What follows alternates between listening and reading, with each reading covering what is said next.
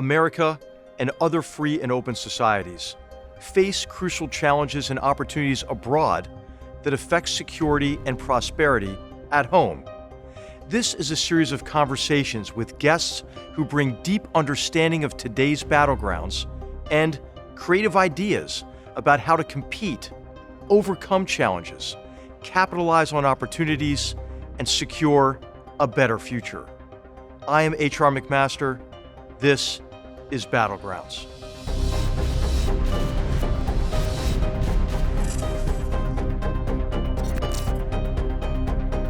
On today's episode of Battlegrounds, our focus is on Australia, a key ally of the United States in the Indo-Pacific region.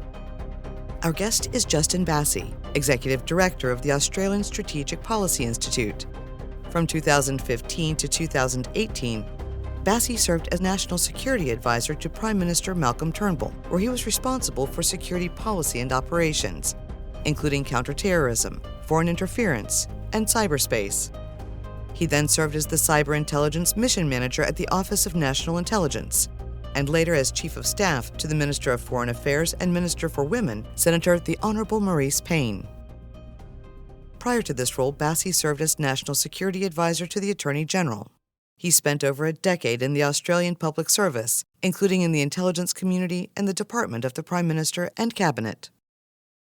Australia is a member of the Five Eyes Intelligence Alliance and party to the 1951 ANZUS Security Treaty. Australia's economy is deeply intertwined with the People's Republic of China. In recent years, Australia has experienced growing tensions with Beijing. In 2018, Australia decided to ban Chinese company Huawei from its 5G networks. When Canberra called for an independent investigation into the origins of COVID-19 in 2020, Beijing responded with a campaign of economic aggression. Australia has been a staunch ally of the United States since 1940. The Australian military has fought alongside the U.S. military in every major conflict since World War I. Against the backdrop of Chinese aggression in the Indo-Pacific, Australia has increased defense spending while expanding security agreements and cooperation with the United States, Canada, and Pacific nations. In September 2021, Australia, the United Kingdom, and the United States announced AUKUS, a trilateral security partnership focused on deepening defense and technology collaboration. This alliance aims to support the Royal Australian Navy in acquiring nuclear-powered submarines and enhancing cyber, AI, quantum computing, and undersea capabilities between the three countries. In May 2025, Prime Minister Anthony Albanese won a landslide victory and became the first leader to win re-election in 2 decades.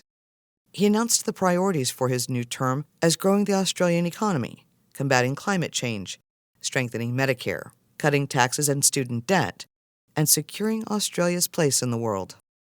Albanese stressed that the Australia-US alliance remains a very important, constructive relationship, grounded in deep economic ties and a defense partnership, stating that the United States is, quote, an important nation for us and indeed for the world. After President Trump's inauguration in 2025, Washington has been a less predictable partner for Canberra. In June, the Trump administration launched a formal review of the AUKUS agreement to ensure it aligns with Trump's America First agenda and U.S. industrial capacity. The review spurred bipartisan congressional letters in support of the agreement. Despite a U.S. trade surplus with Australia of $17.9 billion, President Trump imposed a 10% tariff on Australian exports, in addition to a 50% tariff on its steel and aluminum. In 2024, U.S. goods trade with Australia totaled $51.3 billion, with the U.S. exporting $34.6 billion and importing $16.7 billion. We welcome Justin Bassey to discuss threats to international security, Australia's role in the Indo-Pacific, and opportunities for Canberra and Washington to work together to promote peace and prosperity.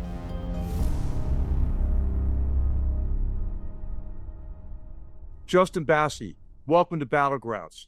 I can't think of anybody better to help us understand better the world, the challenges we're facing from an Australian perspective than you, having served for 5 prime ministers. And of course, I have really fond memories of our time serving together when I was National Security Advisor and you were National Security Advisor to Prime Minister Malcolm Turnbull. So welcome to Battlegrounds. Great to see you again. HR, fabulous to be here with you. Thanks for the opportunity.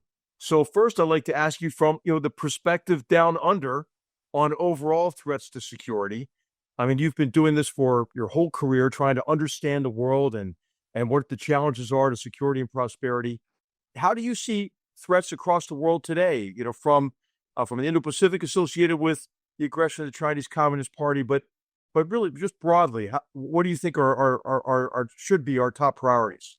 HR, I think to put it succinctly, the world is on fire, and we've got to actually start acting like it. I think my concern is that we are trying to live in an outdated or bygone era, where if we just are patient enough, all the threats will just pass us by. I think for the first time in my career, we're looking at multiple crises, multiple threats simultaneously. I think it's not to say that there weren't previous dangerous times. Of course, there always have been. But if you look at the Cold War, we knew what we were dealing with as a singular threat coming out of the Soviet Union. In the era of terrorism, we knew what we were dealing with. We could focus on it. And I think countries like Australia have shown that we're very, very good when we have a clear, singular threat to counter. I think the last few years, though, we have, of course, still got the threat from terrorism, but we've got new threats from everything happening in cyberspace. We've got state-on-state conflicts. We've got wars around the world in Europe and Middle East. And in terms of the pacing threat and the largest threat to Australia and this region, it is China's military and technological rise. All of this is happening at the same time. And therefore, we have to be mature enough to address them all at the same time. And that means that we have to recognize that we need to work with our friends and our partners as much as we possibly can. Well, Justin, I'd like to talk with you more about what's going on from a around the world perspective and the coalescing of what we might call an axis of aggressors. But let's begin with China, because obviously that is Australia's top concern. And I'm thinking about like the Garneau report that exposed the pernicious influence of the Chinese Communist Party within Australia. And I think what we see now is a higher degree of clarity about various strategies that China is employing to create kind of exclusionary areas of primacy across the Indo-Pacific and to rewrite the rules of international discourse in its favor. I'm thinking of, the Global Development Initiative and Belt and Road and the Global Security Initiative and, maybe scariest of all, the Global Civilization Initiative. Could you describe for our viewers how you see the actions of the party, and then maybe also talk about what's driving Chinese Communist Party's leaders? What is their ambition? Yeah, starting with the last one first, as succinctly as I can, and I do tend to be verbose, HR, but their ambition is to supplant you guys, to supplant the US as the primary superior global force, both militarily and technologically, not just economically. And unfortunately, too many other countries are simply allowing that to happen. You mentioned the Garneau report. John Garneau was asked by Prime Minister Turnbull to do a report in late 2016 after seeing some concerns around Beijing's malign activity. And that was absolutely vital from the Australian context. But I can give you just a slight bit of history of why did it take to 2016? Why did we suddenly have people like the Prime Minister and people like John Garneau and others, people in my position as the Prime Minister's National Security Advisor, focused on this, particularly in the context, HR, as you recall, in 2016, the number one issue for people around the world, the countries around the world, number one security issue from an Australian perspective was the rise of ISIS. ISIS still in 2016 had land in Syria and Iraq, was still looking to develop operations, not just impacting the Middle East or the US, but countries like Australia. So what caused us, in amongst all of that, when the public wasn't crying out and saying we need to address the threat from China, why did we suddenly do it? The The issue for Australia is that we've gone on some waves. In 2009, HR, very quickly, there was a public release of a defence white paper, a very, very good white paper that if you read now and you scratched out the fact that it said 2009, you say, oh, yeah, this seems pretty relevant. It refers to China's military rise as a threat. Australia needs submarines and other capabilities and a massive defence investment increase to counter it. The issue was that it came at the same time as a global financial crisis, and the decision that the Australian system took as a whole was to prioritise the economy over the security issues, thinking that we needed to ensure that we could get through the economic downturn. And for Australia, the money coming out of China did really have a significant impact for us to be able to survive that global financial crisis, but it gave China the completely wrong idea. It said to China from 2009 to 2015 that Australia, like so many other countries, would tolerate security threats and security intrusions if China's money was coming through. And so that by the time 2015 came around, and by the time Prime Minister Turnbull became Prime Minister, people like John Garno and I came together in his office. There was a confluence of events, HR, that meant that the military rise was continuing. They were unilaterally, they were militarizing the South China Sea. Cyber attacks were increasing.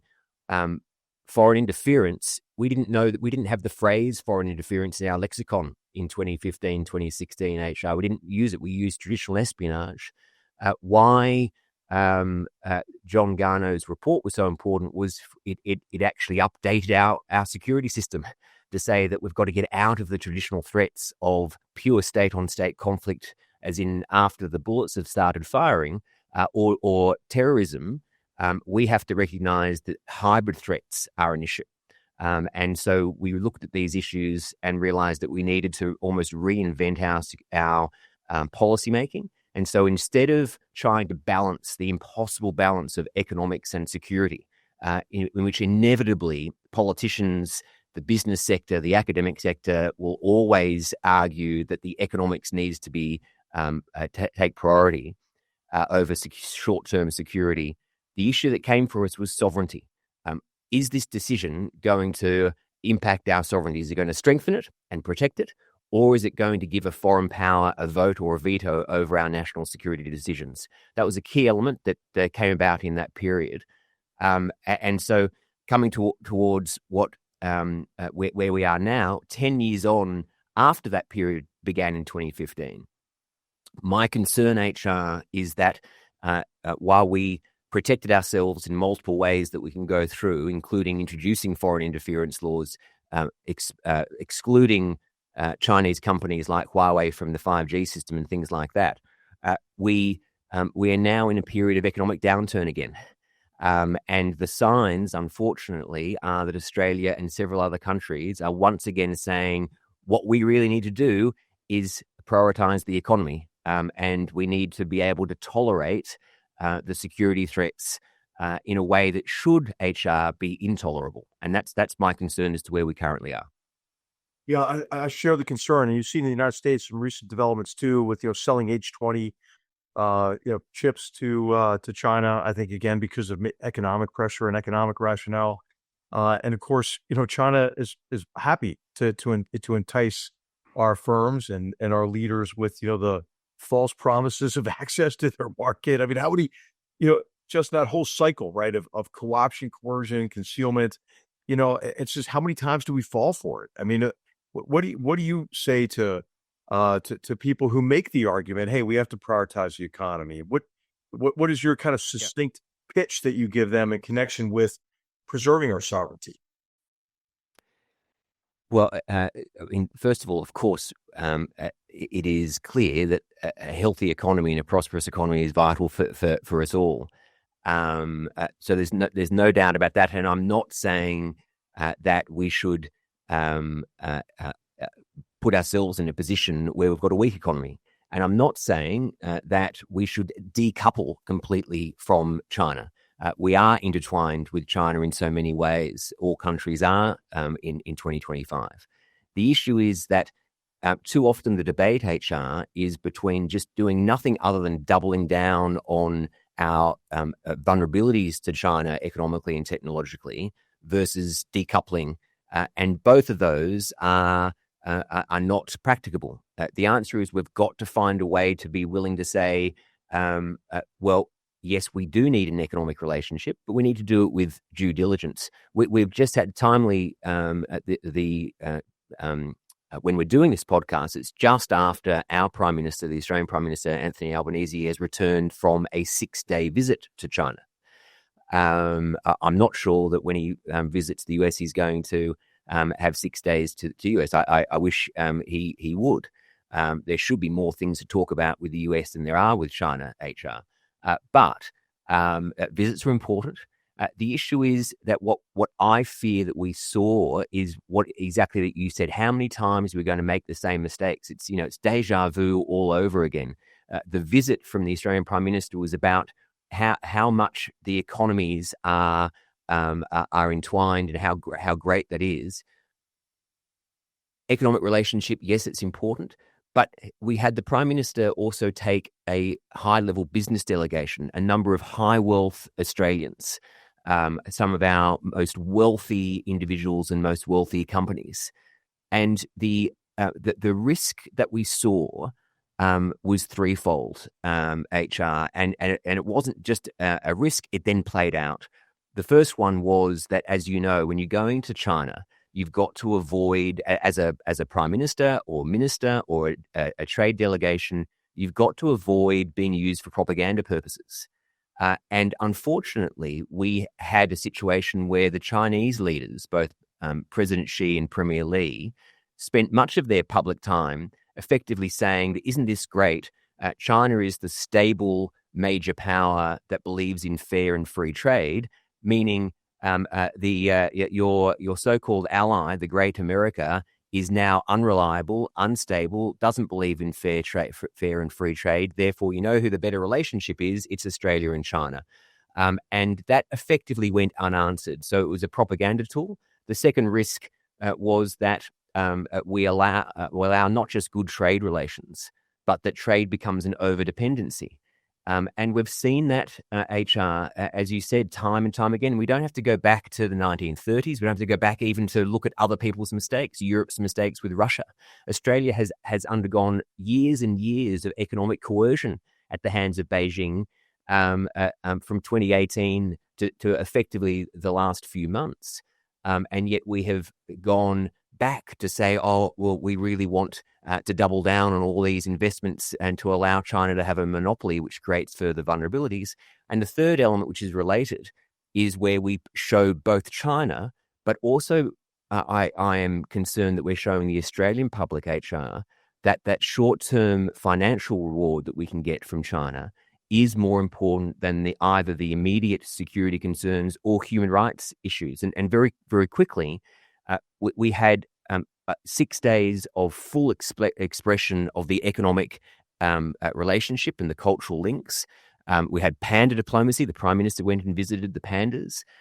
But whenever a security discussion or human rights question was raised by the Australian media, it was effectively shut down by a political method that said, oh, yes, we discussed that issue in private. I am of the view, of course, you and I are both aware that you need to be able to have private discussions with international counterparts.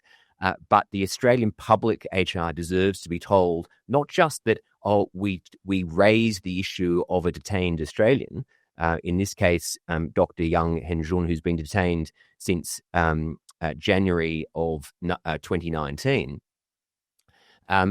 We shouldn't just be told that issue was raised as though it was a consular case like any other Australian who's detained around the world for alleged crimes. This should have been, not only was it raised, but I told my my Chinese counterparts that this is a structural issue that is impacting the relationship. And until we have Dr. Yang returned, the Australia-China relationship will unable to be stabilised. And there should be a range of these issues that we tell the Australian public that security and human rights matter.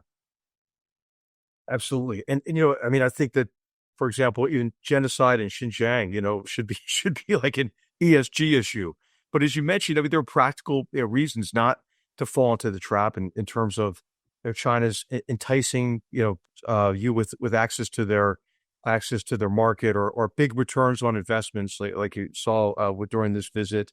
But then, of course, once you're in, they use that economic relationship for coercive purposes, as Australia experienced most recently in the early 2020s, when Australian leaders had the temerity to suggest that, well, maybe we should figure out the origins of COVID-19. What I'd like to ask you is, you've mentioned several reasons of competition. The military aggression that we've seen in the South China Sea, where China's laying claim to the ocean, vis-a-vis Taiwan, economic forms of aggression, which include espionage, which include, the forced transfer of intellectual property, the massive subsidies and overproduction and dumping to drive our businesses out of business, using control of critical supply chains for coercive purposes. I mean, the list goes on, but also informational, right? And propaganda and United Front work department sort of work to diminish our will. What do you think, Justin? What is your prescription for how to compete more effectively with the Chinese Communist Party? To counter various forms of aggression, and of course, to prevent what we all want to prevent, which would be a cataclysmic war with China.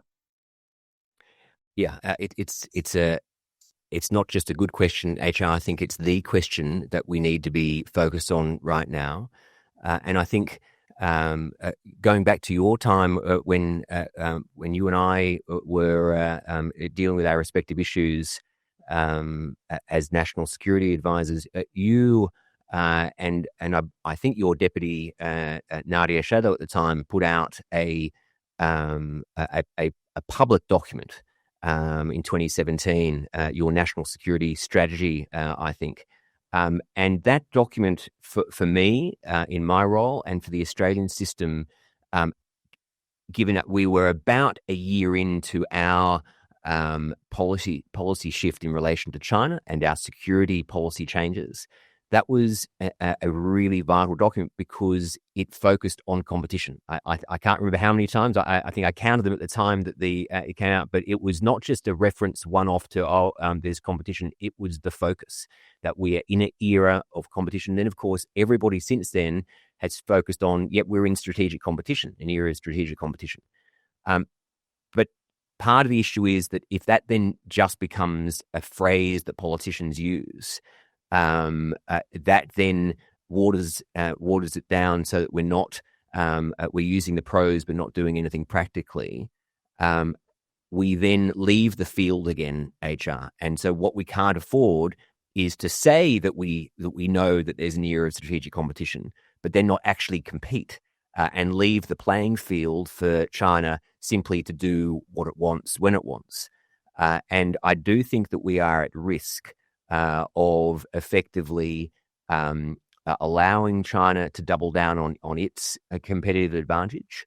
And also, secondly, we're at risk of feeding into a false equivalence where we say, what the problem with the world at the moment is? It's great power competition. And if only the US and China would both be better, wouldn't the world be a safer place? Well, the answer is no. There is no equivalence between the US and China, no matter whether you liked the president of the day or not in the White House. There is no comparison between the democracy of the United States and the authoritarian regime of China. So what do we need to do to compete? We need to, first of all, be willing to talk about what strategic competition means. And I think, HR, this is where, from an Australian perspective, I'm concerned that something that you and I talked about over the years, that Australia was in many respects leading the way from 2016 on in understanding what China was doing in the military space, yes, but also in the technological space, and leading in areas like 5G. I think that we have now not just gone back to the peloton, but we are now falling behind because we have Europe. For many years, I would be saying, well, Europe, you've got to understand not just what you're facing with Russia, but you're facing a bigger threat technologically from China. I think that Europe has actually Yes, in some ways they've been forced into it, whether it be because of Russia's war on Ukraine, whether it's because President Trump has put a lot of pressure on them to do more for their own security. But they now say publicly, HR, to their own public, to the global in global platforms, that China is, yes, an economic partner, but they are a strategic rival. And I think that recognition, that transparency is important. It's an important start. Australia is not willing to say that, HR. We say that they're an economic partner, and then we're not willing to say, but yes, they're a strategic rival. What would it mean to do that, to be transparent? Well, the public would have a greater understanding of why we might not always be able to get the cheapest goods. We might not, and why we might have to work with partners like the US, like Japan, to rebuild some of our sectors. And as part of that, I'm a big believer in working with the United States, Japan, and others, our AUKUS partner in UK, our democratic partners in Europe, on protecting our critical infrastructure, HR. We can talk about this a bit more if you like, but we can't afford to have a situation where not only is China important for us economically, but we are completely dependent on China technologically. There are too many fields, HR, where we shouldn't have high-risk vendors or suppliers of concern in our critical infrastructure. I mean, if an Australian cares about the environment, for example, and has solar panels on their roofs, in all likelihood, they've been made in China, and probably they've been made by slave labor through the supply chains linked into Xinjiang. If they're driving an electric vehicle, no matter what company the car is, even the great American companies, they're driving with a Chinese battery. We are getting our news from TikTok. We've got to actually look at the world as it is now and say what areas are critical to society, and in those areas that are critical to society, we've got to factor in security, and we've got to put in a default, HR, that says that in those supply chains, energy systems, water supplies, our communications, telecommunications, you cannot be a supplier of concern. That would be a very easy way to deal with that issue. Yes, it would force us as Australians to work with the Japanese, to work with the Americans, to work with the Brits, and say how we're going to provide an alternative for our public. But we can't afford to say, as too many people are saying, HR, you know why we need an economic relationship with China? Because we need money to pay for our defence. And because, of course, defence does take up a lot of money. But how ludicrous is that, HR? Because that actually means what we're saying to the Australian public is we have to double down on our trade relationship with China to get the money to pay for the defence systems to protect us from China. And that's akin to Europe saying, you know why we needed Nord Stream? Or you know why we need a relationship with Russia? Because we need the money to pay for our defense to protect us from Russia. We've got to be better than that. Yeah, I think you already alluded to this. The lesson of Russia's massive reinvasion of Ukraine in February of 2022 was, hey, it turns out to be a really bad idea to give a hostile power, coercive power over your economy. So, and the energy dependence of Europe on Russian natural gas is analogous, I think, to our dependence on so many critical supply chains involving various sources of energy like solar panels and batteries and so forth. Maybe this is a good time to talk more broadly about this axis of aggressors. I think that we tend, Justin, to view the China problem as one discrete problem set, and then the Putin and Russia problem is a discrete problem set, and Iran, North Korea. But what we've seen is this kind of coalescing of an axis of aggressors. I'm thinking in particular of that joint statement that Xi Jinping and Vladimir Putin issued during the Beijing Olympics on the eve of the massive reinvasion of Ukraine in February of 2022. And the message to us just was, hey, you're over in the West. We're in charge now. Get used to it. This is the talk of the new era of international relations, or when Xi Jinping says, hey, Vladimir, we're seeing changes like we haven't seen in a century, and the changes are in our favor. So how do you view the axis of aggressors? We see a lot of tangible support for one another. And how do we How do we compete effectively? There are some people in the United States, Justice, who think that the way to compete with China is to play like little kids football, or soccer, and run to the Taiwan Strait, and say, well, hey, Ukraine's, your problem. The Middle East is just a mess to be avoided. Let's all focus on the Taiwan issue, for example, or South China Sea. How do you view the axis overall, and what do you think a more holistic response might be to this really de facto alliance, I would say? Yeah, well, I think we have to be willing to talk about it in those terms, HR. If we were doing this 10 or 15 years ago, and 10 or 15 years ago, I was in the Australian intelligence community, worked for the Office of National Assessments. It'd be fair to say that those assessments, and they would have been no doubt similar to the US intel community's assessments, that one of the greatest things that separates the US and its alliance network from China and Russia is that they don't have an alliance network, or they didn't have an alliance network, and there wasn't trust amongst thieves. And so that we were able to separate both geographic regions and individual adversaries. And the great American alliance network would always keep us on top. But it's a little bit like, you mentioned that the sporting reference of everyone following the ball, the under-9 soccer team, that's 100% right. We tend to do that. We also are at risk of being the reigning champions of a professional league, thinking that we'll always remaining champions if we don't continue to evolve, and not recognizing that everybody who we beat is looking to hunt us down, and they're going to improve their own skills and their own capabilities. And if we don't continue improving, we'll be caught up. That's where I think we've been with China for too long.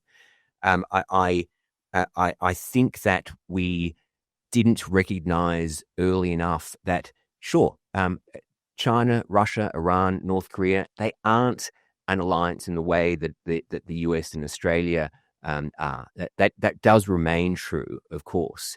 However, they are aligned. And so not having a formal alliance doesn't mean they're not working together, doesn't mean that they don't see the common objectives. And that, as you pointed to in 2022, the fact that they had become so bold, HR, China and Russia, Moscow and Beijing, to say, we have a no-limits partnership. I mean, that's effectively them telling the world, we are aligned and we're as close as allies as we're going to be, and our objectives are the same. And their objective, yes, Russia is looking to take over Ukraine, and we all stand in support of Ukraine as a sovereign country. But the objective of both Moscow and Beijing is to harm the United States. And is to supplant the United States as the global power, and they want as many of the American allies as possible to move away from the US. So this is what we're up against. We do have a situation where these four authoritarian regimes got to the point where they thought that the democratic world simply was weak enough for them to move on. And we've seen this in multiple ways. Obviously, something that you're a strategist in deterrence in a way that too few people are around the world, HR. So you know this better than most. But really, when you look at what happened in February of 2022 with Russia invading Ukraine, it didn't start the moment they crossed the border. We had lost deterrence leading into that. Europe wasn't spending enough on defense. Why did Hamas attack so viciously and brutally Israel in October of 2023? Well, yes, there were mistakes that Israel made to allow that actual moment to happen. But again, the fact that we had Iran and its proxies thinking that they could do as they please, and that there wouldn't be an ability to stop them. That's what we need to get back into the mode of, that we've got to stop having these conversations that are about, well, what would we do in a hot war situation? We've got to say, how do we regain deterrence?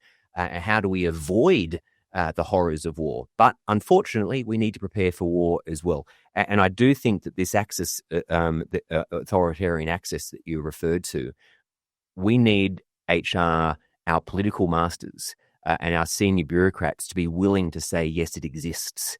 Yes, China and Russia are working together. I think an example that I think that we aren't doing well enough here in Australia, and I don't think we're doing well enough around the world, is to say that Russia's war on Ukraine wouldn't be happening the way it's happening right now without China's support. We have had in previous moments the Secretary General of NATO, for example, say that China is the main enabler of Russia's war. Those comments are really important. We've all got to do that, and I suppose I get disappointed when Australian politicians or American politicians or global politicians and bureaucrats say we don't like that North Korean troops are fighting against Ukraine. Well, of course, we don't like the fact that North Korean troops are fighting, but they are unwilling to say we don't like China is supporting Russia. The only reason we're willing to take a firmer stand against North Korea is because we don't rely on them economically or technologically. That's how vulnerable we are, HR, to Beijing. Beijing knows that they've got us where we want them because we are unable to speak truth to them, and we're unable to tell our public that China is not just part of the authoritarian axis, HR. China is the head of the authoritarian axis, and we've got to be willing to deal with them. Absolutely. And, I think the more we can talk about just the tangible ways that China's underwriting the war in Ukraine with, purchases of Russian energy, but also, the electronics and the hardware and the equipment necessary to continue the onslaught. And you mentioned the North Korean troops. How about the Iranian Shahed drones and the Shahed drone factory, right? And so the evidence is just really overwhelming about how this axis is working together. And of course, I think we should be confident, Justin. You mentioned the reticence, of confronting China, but really when you look at the aggregate of our economies, the United States, Japan, Australia, Europe, right, and others, other like-minded countries, I think that we should be confident not only in our capacity to cope with the economic challenges, but also our militaries. And of course, there's been some progress in this area of, I think that you mentioned AUKUS, which for our viewers who might not be familiar with it is the Australia, United Kingdom, U.S. alliance that is organized around strengthening defense, but also, as you mentioned, the technological competition to maintain our competitive and grow competitive advantages. Of course, I think any time that we can enter in a close relationship with Australia, it's redounded to our benefit. I mean, our viewers will know from the intro, Australia's gone to every war with the U.S., even Vietnam. It was very controversial for your country. So there's been recently this news, and I know it had a big impact in Australia of defense officials in the United States questioning the AUKUS alliance and saying we have to really make sure it's in our interest. I can't see how it's not, but how did that play in Australia? And what's your response to U.S. Department of Defense officials who are wondering, is this good for U.S. interests? Yeah, HR, it's really interesting. I think it's fair to say that there is a fair bit of anxiety in Australia. Australia, for basically all of our history from a military perspective, we first of all were reliant upon our British links, and then of course, as we saw the UK shift its focus on the world, need to focus more internally and become less dominant, Australia had the great advantage and benefit of seeing the American rise and take over from the UK as the most dominant global power. In many respects, people don't, I suppose, recognize how lucky we were that as Britain was having to revise its ability to be a global enforcer of rules, the country that was supplanting the UK was so friendly. I think that we don't look hard enough to see, well, if the US stopped being that global enforcer of rules, who is there coming up behind the US? Unfortunately, the pacing challenge to the United States is China, and they don't want a democratic rules-based order to be the front runner on. They want a Sino-centric authoritarian order, which will look a whole lot different for us. I think we need to be conscious of that. I think that is why Australia has done so much over the years for our own security, and to be able to say to our American allies, we are a true security partner that takes on our burdens, and we want to work together to make sure that we are collectively more secure. You mentioned AUKUS. We talk about AUKUS.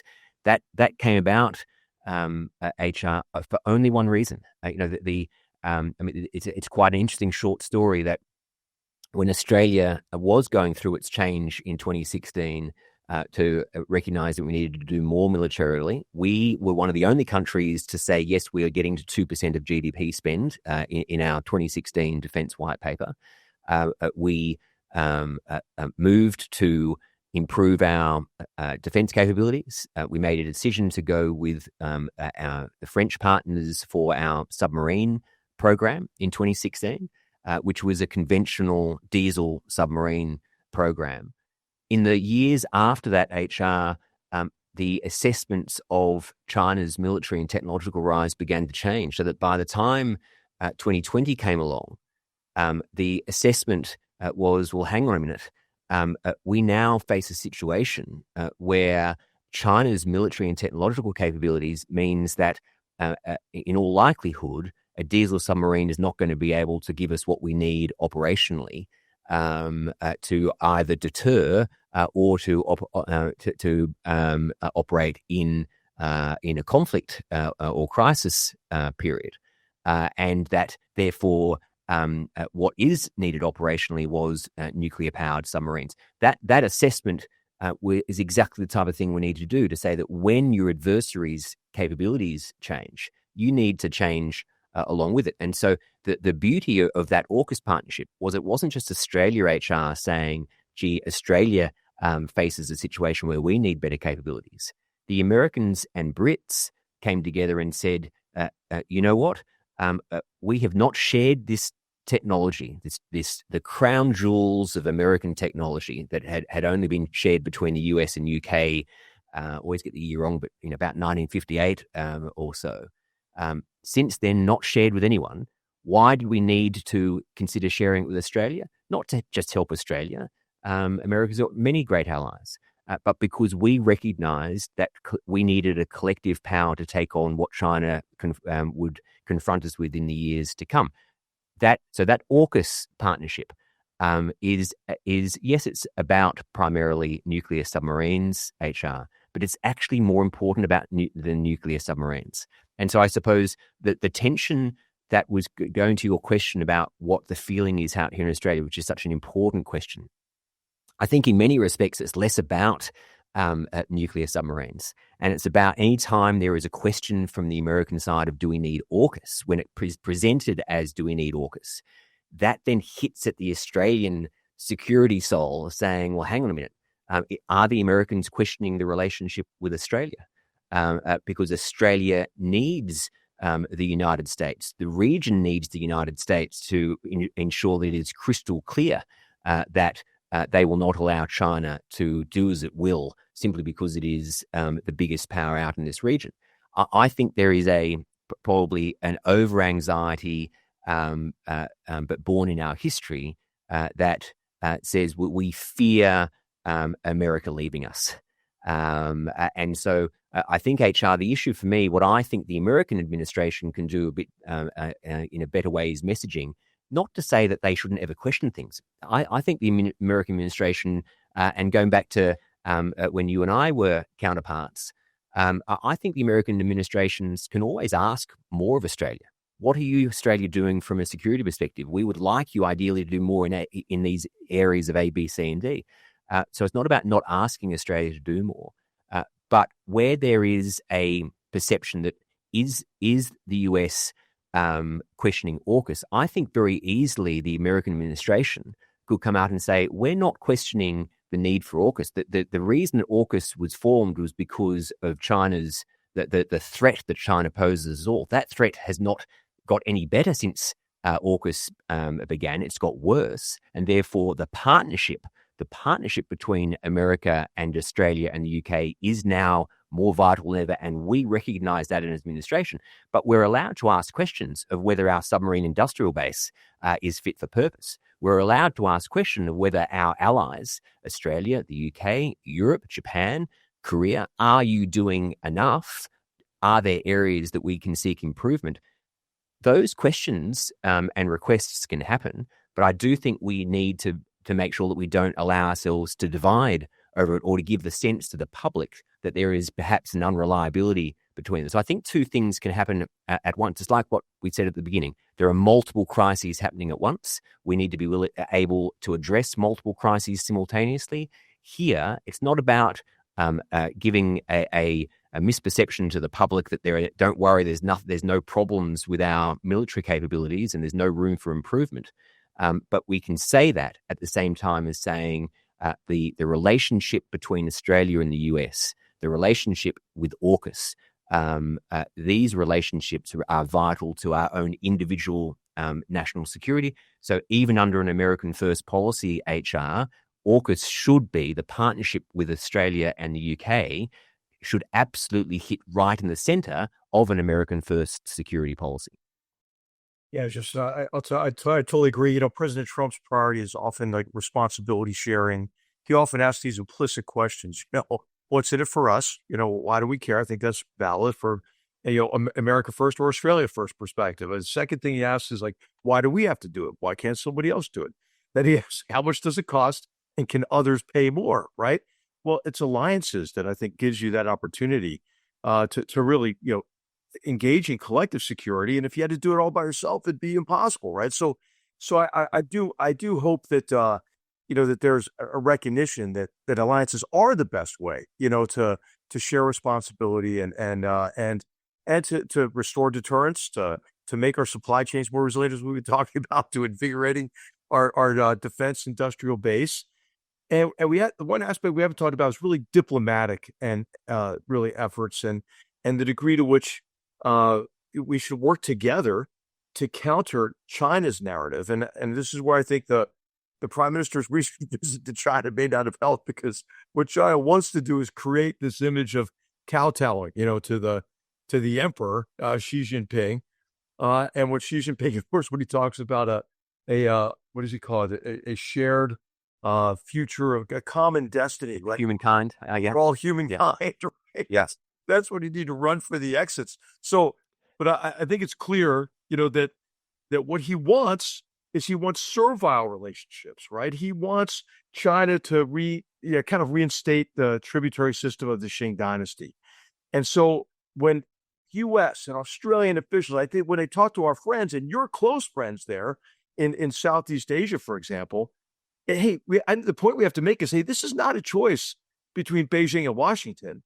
And as you mentioned, it's not a moral equivalency thing, but it's really a choice between sovereignty and servitude. I would say, between Washington and Beijing is Washington's on the sovereignty side, obviously, and Beijing it wants servile relationships. How do you think it's going? In terms of it being the effort to counter China's really sustained campaign of co-option, coercion, and concealment. How are we in the free world doing? HR, I think we are losing the narrative battle, and we're losing it badly. And I think it's obviously we need a focus on military and technological capability. Capability is vital, but narrative, messaging, communications, it's two sides of the same coin. We need both capabilities and narrative. This region is really interesting, HR. You mentioned Southeast Asia in particular. Many politicians in this region talk about ASEAN centrality, that putting Southeast Asia at the center of foreign policy of the region. And in many respects, that is absolutely right. And there's a reason why China, of course, is focused on trying to win the hearts and minds of Southeast Asia. Lots of developing economies, big economies like Indonesia. It is a very important region. China, though, is succeeding in convincing this region, particularly Southeast Asia, but also heading into the Pacific itself, that even if you don't like China and China's actions, major powers are all the same. If you don't like us, don't like the United States. And by the way, the United States is far away. You can't trust them to always come here. Look at their America First policy. They're going to turn inwards, whether you like us or not. China is right here. We're your neighbors, so deal with us as a starting point. And then they get on a roll of their narrative. We talked about AUKUS HR. China, we've effectively allowed China too much leeway. We've tolerated their ability to go into the region and say, AUKUS is a problem. Southeast Asian nations, you should not like AUKUS because it's a nuclear deal. And the crazy part is that we shouldn't be losing these types of narrative, HR, because AUKUS, yes, it's about nuclear submarines, but it's about nuclear-powered submarines that are conventionally armed. China not only has nuclear submarines, but they've got nuclear-armed submarines. So the very country that is proliferating is convincing the region that it is Australia and the US that is the problem. And this, whether it be a false equivalence between the US and China or China's narrative in a whole range of other areas, we've got to focus desperately focus more on it. We've got to leverage the fact that, as you said, I think you said something like, the difference between sovereignty and servitude. HR, that to me has to be where we look for our narrative, and we have to be more willing to say that the US and its alliance and partnership network, the US is about strengthening every country's sovereignty. China is about weakening their sovereignty, and America has friends. China doesn't have friends. They've got clients. They've got trade relationships. The issue is because of that economic vulnerability that we have, HR, and people will say, Justin keeps on returning to the economic and technological dependencies, but it's having an impact on our security and our ability to tell the public the truth, HR. We are unable to tell everyone what is actually going on because we're fearful that we're going to face that economic coercion or that diplomatic coercion. So you talk about the political realm. What Australia faced for a number of years was a number of our sectors had trade measures against them for asymmetric reasons. We banned Huawei from our 5G network for security reasons. We introduced our own foreign interference laws. Yes, you're right. We called for shock horror, wanted to understand the genesis of COVID-19. That resulted in a number of our sectors being blocked from the Chinese market. But it also resulted in them blocking any communication between ministers. So effectively, it was China saying to the Australian political community, the politicians, we will reward you with a phone call, or we will reward you with a meeting if you are nice to us. The issue is that it ends up being countries like Australia compromise our own values and principles simply to seek a meeting or simply to get money. And if meetings and money are more important to you than security and sovereignty, we've got a problem. That narrative element really does need to be our focus, because we're losing badly. Do we help ourselves at times? I do think HR, one of the Trump administration's problems they have from a narrative perspective is they are falling in, they are allowing China to say, "I told you so." So the tariff, the global tariffs is an example of where there was no real separation, at least in narrative, on tariffs. Everybody got a tariff. Australia didn't get as many, only got 10%. So we were hit You have lightly. the U.S. has a trade surplus with Australia. That's right. Which plays in your favor. Right. Yeah. That's right. It should. So we've got a trade surplus. We still got hit, and that feeds into China's narrative in the region that says America doesn't care about you, and so those things do hurt us. They hurt the US relationship, but then they also hurt Australia because Australia is wanting to say to the region, we need to balance what China is doing here, and to do that, we need the American partnership network here. I think the Australian Prime Minister's trip to China did go to this issue of how we are losing the narrative because we are unable to talk truth to power here. But HR, we have a situation where we're able to be more honest with you guys, and of course, everyone will say, well, you can be more honest with your family than you are with your colleagues, and that to a certain extent that's right. But when you're dealing with major powers, you're dealing with authoritarian regimes, it's not really like dealing with your family. But if we have a situation, HR, where Australia can say the truth we can be honest to our American allies and say, we don't like that you put tariffs on us. And the response to that was the Australian Prime Minister and ministers saying, well, that's an unfriendly act. And that's a big deal to say to our American allies that that's an unfriendly act. But that is what it was, the imposition of tariffs. So we don't like that. But then when we are circumnavigated, HR, we were circumnavigated earlier this year by the Chinese PLA Navy, and there were live fire exercises in the Tasman Sea. That great sea of contest that Australia and New Zealand must be in a contest like the contest that we see in the South China Sea. Of course, we aren't, but it shows that there's no equivalence to needing to do the same type of freedom navigation through the Tasman Sea as we need to do through the South China Sea. But the response from the Australian political class to being circumnavigated, and that was showing China's capability. But why I raised it in the narrative context is because the response was for the Prime Minister and the government to say, oh, well, that didn't breach any international rules. Well, that's fine. It didn't breach international rules, but you still should then say, but it was still an unfriendly act. It was still an act of aggression. It was clearly meant to intimidate. All of these, it's not an act that was done in concert with us, and they didn't tell us that they were going to do it.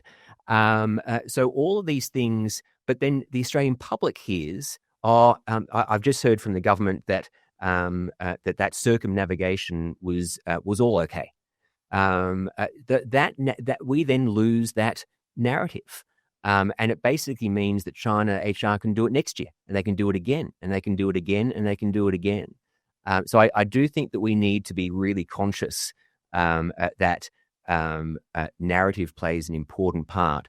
Also, in terms of making us more nationally resilient, HR, because if we're not telling the truth to our public of what the threats are, then what happens if there is what happens if there is a miscalculation or a misunderstanding, or there is something that happens over Taiwan or in the South China Sea in relation to the Philippines, or a cyber attack?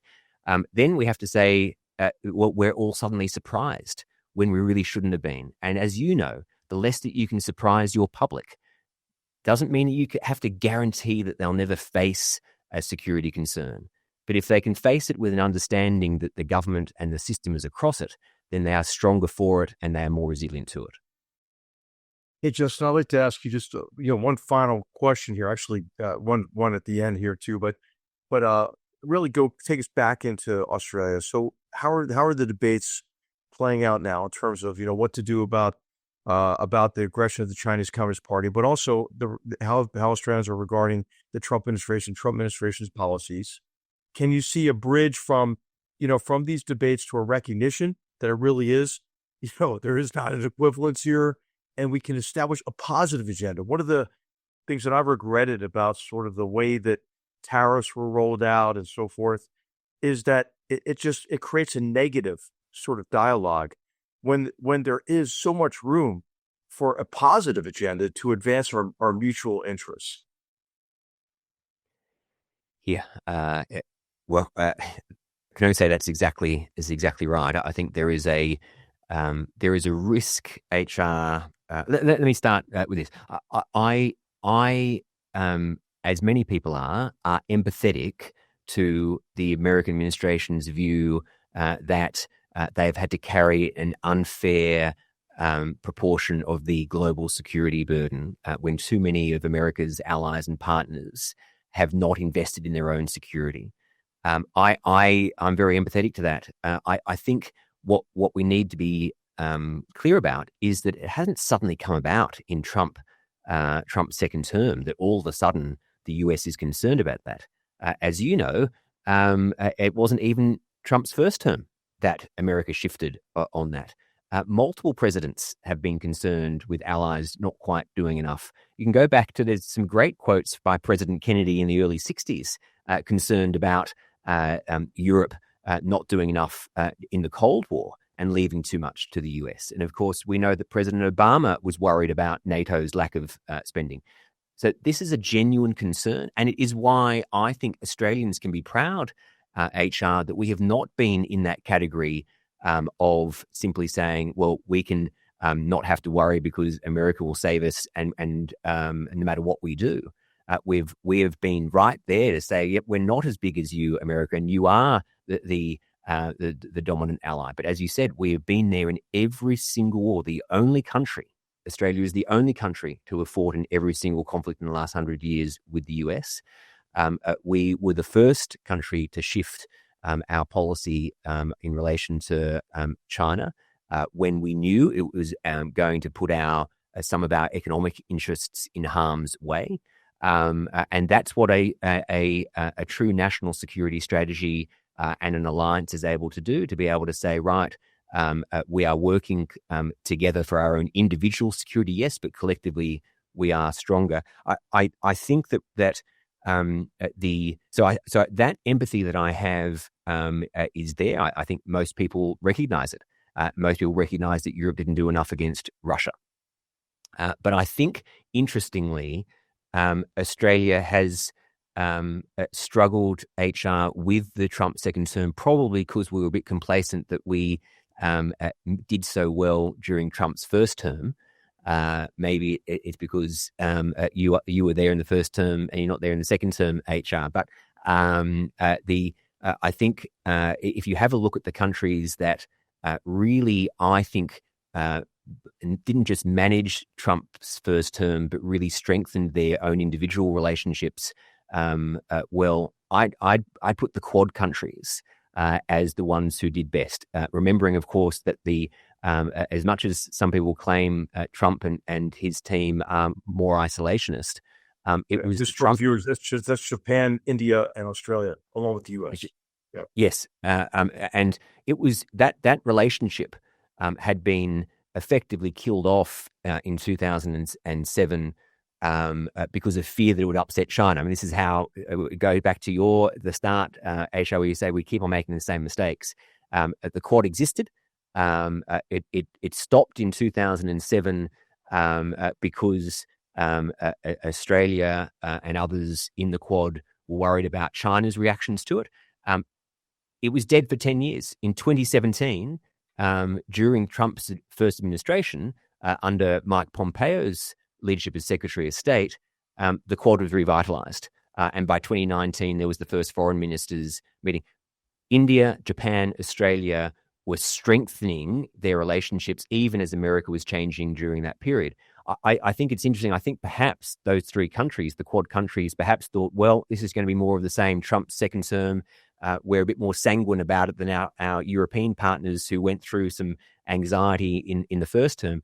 I think perhaps we're looking at right now in the first 6 months, HR, after some tensions. I think Europe is managing its relationship with the United States slightly better than the Quad countries, who all have a few tensions with the US. And I think we've got to actually be really quick to say that our current strategy with the US administration isn't quite working. I do think that the Quad countries have tried to play a little bit of a small target. Australia has played a bit of a small target.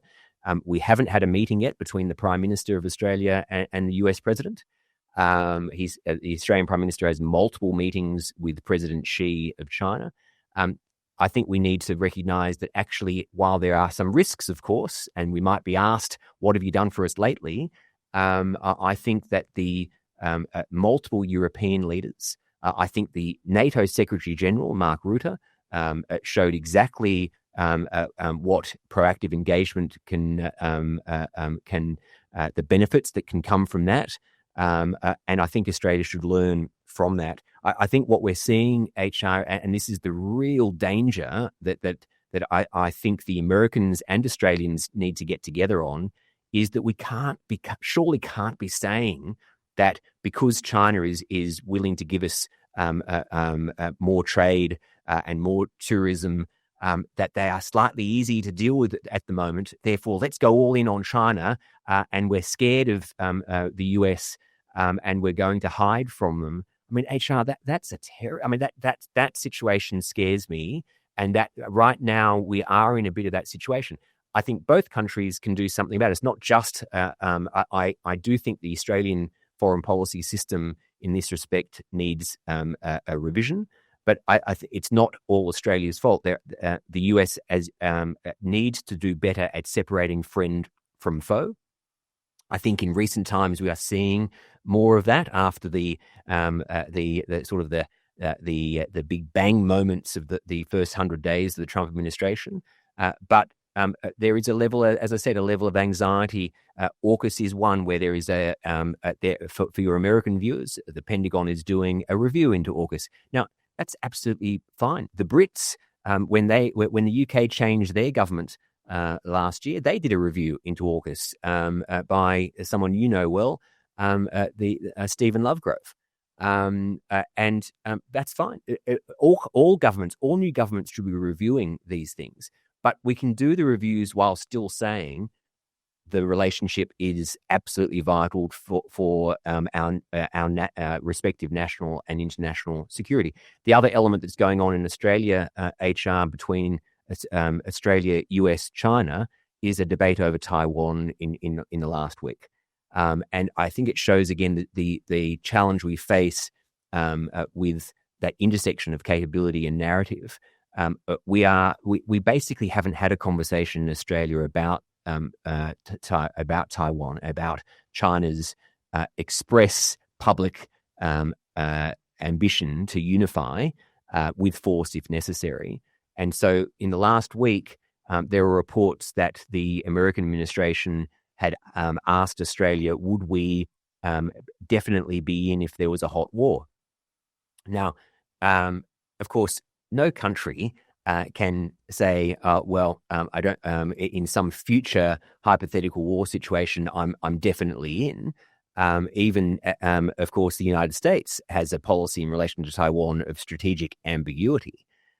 But to allow that, why have we got ourselves all anxious? And now there's commentary in the media and the political class of why is America asking Australia whether we're definitely in for some type of future unknown war?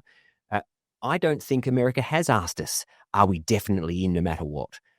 But if America is asking us, are we aligned? We're seeing issues happening in the region. You are getting closer once again to China economically. You are talking about trust in the relationship. You're talking about friendship in the relationship. You're talking about respect in the relationship. And of course, HR, there's no trust in the Australia-China relationship. There's no respect in the Australia-China relationship. There's no friendship in the Australia-China political or strategic relationship. It is America's absolute right to say, okay, let's take stock. Are you doing a two-track approach here? Are you trying to leverage some type of political rhetoric here? But are you still aligned that we are working together, not the day after some future war begins, but are we working together now to deter that war? What are we doing, Australia and America, to ensure that we are increasingly continuing to say to President Xi, not today. Because I think that America deserves all of its allies to say we continue to believe in the international rules that have served us well since the end of World War II, and that America has led on, and that we do remain, yes, all in. And we do not agree with China's actions in the South China Sea. We do not agree with China's actions over Taiwan. Those things should be all agreed. And in my view, those conversations should happen. The fact that we don't have them and that we tend to only start having the conversation in some crisis mode shows the very problem that is there. Well, Justin, you've laid out what I think should be a positive agenda in so many different ways, right? Strengthening defense, ensuring deterrence, invigorating our industrial base and our supply chains, countering Chinese economic aggression in that connection, energy security, and diplomatic efforts, right? To clarify our intentions and to make clear that this is a choice between sovereignty and servitude. But hey, what a fantastic conversation. The last thing I'd like to ask you, hey, Rugby World Cup's coming up. I think the Wallabies are looking stronger. Good match against the Lions, not the outcome that you wanted, but how about talking to our viewers about how you see Australian rugby and World Cup 2027 shaping up? Well, anytime the Rugby World Cup is in Australia and New Zealand is great for us because of time zones. HR never pleasant to have to be waking up in the middle of the night when it's in the other hemisphere.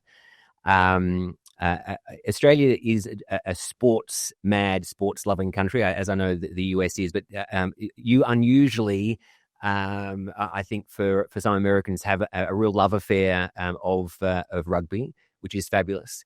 I grew up in Sydney, and so the football sports that I grew up with were both rugby union and rugby league. I love all of the sports. I'm a massive Aussie rules fan as well. For anyone listening, one of our other forms of sport. So we are only 25, 26 million people. We play just about every sport under the sun. I would say, HR, I think rugby could do a better job of getting more people in the US and elsewhere if we just looked at the rules a little bit. Talking about international rules for the pod, I think there are too many penalties. I'd like to see the lead up to the 2027 World Cup, which can be a showcase of rugby union out here. I think if we can ensure that there's free flowing, as you know, it's called the running game, but so often it's the stalled game. I reckon that we can do a better job of, just as we've talked about needing to change as the world changes. I reckon we can look at how to make rugby back into the running game that it has been over the years. Fewer penalties, or finding ways for fewer stoppages, and I reckon that could get even more great Americans like you. I don't know if you agree. Yeah, I do. The penalties are galling, but of course, compared to American football, it is still the running game. In terms of its the fluidity of it and everything else. But hey, I'll tell you, I think the teamwork that is rugby. The fact that you can go at each other for 80 minutes and then have a pint together and get over it. I think society could learn a lot from it as well. But I love that, and I think it that describes the alliance, HR, that we should be in a position to be able to have some scraps every now and again, and say where we might disagree with each other, but in a way that recognizes that we're having that disagreement to actually strengthen our security situation. And I do think to end positively, because a bit of what I said may have come across as half glass empty, and I think there are some negative trends there, HR, and I think China's rise, they continue to rise militarily and technologically. But the green shoot, the positivity is, as you said, if we can work together, even where we have some disagreements, if we continue to work together, it is our partnership and alliance network that keeps us stronger. And we can look after our individual nations as the first priority, and we can strengthen that by working together. And that's why the alliance, in amongst all the current issues that we have at the moment, a few little tensions, The alliance continues to be the most important security foundation for Australia, and in my view, really important from the American situation as well. So I am absolutely glass, not just half full, but overflowing in terms of why the alliance is so vital for us.